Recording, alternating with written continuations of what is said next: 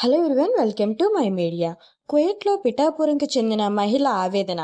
యుద్ధ వాతావరణం నేపథ్యంలో భయంగా ఉందని, ఊర్లో తన భర్త పిల్లలు భయపడుతున్నారని, తనను ఎలాగైనా స్వగృహానికి తీసుకువెళ్లాలని రాధాలపేట గ్రామానికి చెందిన కుమారి ఆవేదన.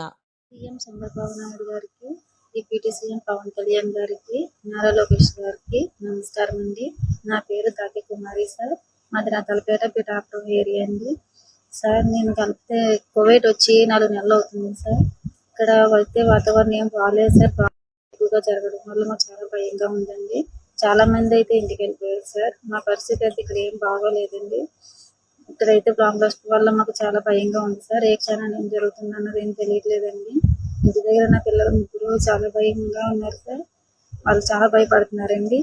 దయచేసి నేను మా ఇంటికి వెళ్ళేటప్పుడు మీరే చూడాలి సార్.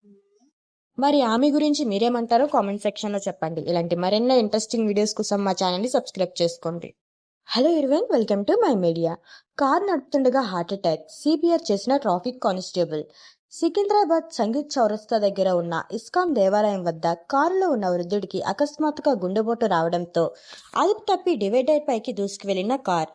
డోర్లను తెరిచి అందులో ఉన్న వృద్ధుడికి సిపిఆర్ చేసిన కానిస్టేబుల్ వెంటనే అంబులెన్స్కు సమాచారం అందించి సమీపంలో ఉన్న ఆసుపత్రికి తరలించారు.